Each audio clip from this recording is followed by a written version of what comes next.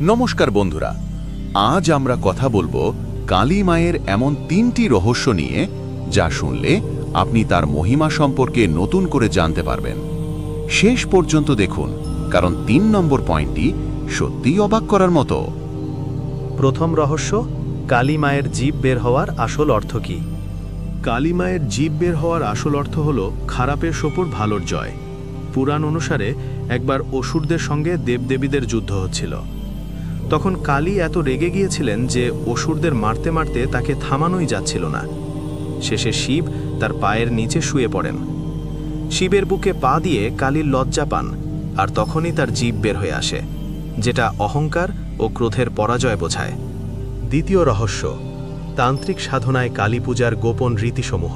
তান্ত্রিক সাধনায় কালী পূজার কিছু গোপন রীতি আছে, যেমন পঞ্চমকার, অর্থাৎ মৎস্য, মাংস, মুদ্রা, মদিরা, ওই 5টি জিনিস ব্যবহার করা।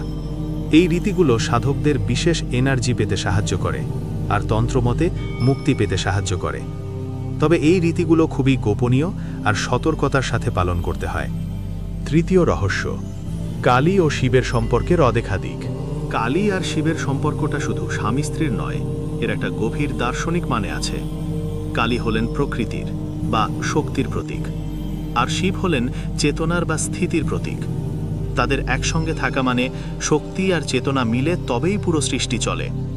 কালী ছাড়া শিব অসম্পূর্ণ, আবার শিব ছাড়াও কালী অচল। তাদের এক হওয়া আসলে বোঝায় যে সৃষ্টি আর স্থিতি একে অপরের ওপর নির্ভরশীল, এবং এই দুইয়ের মিলনেই জীবনের পূর্ণতা আসে। এটা বোঝায় যে জগতের সব কিছুই একে অপরের সাথে যুক্ত। বন্ধুরা, ভিডিওটি যদি আপনার ভালো লেগে থাকে তাহলে লাইক করুন, শেয়ার করুন, আর কমেন্টে লিখুন জয় মা কালী। আপনার কোন দেবী বা দেবতার ওপর ভিডিও চান নিচে জানাতে ভুলবেন না। আমাদের জনতার স্বপ্ন চ্যানেলের সাথেই থাকুন।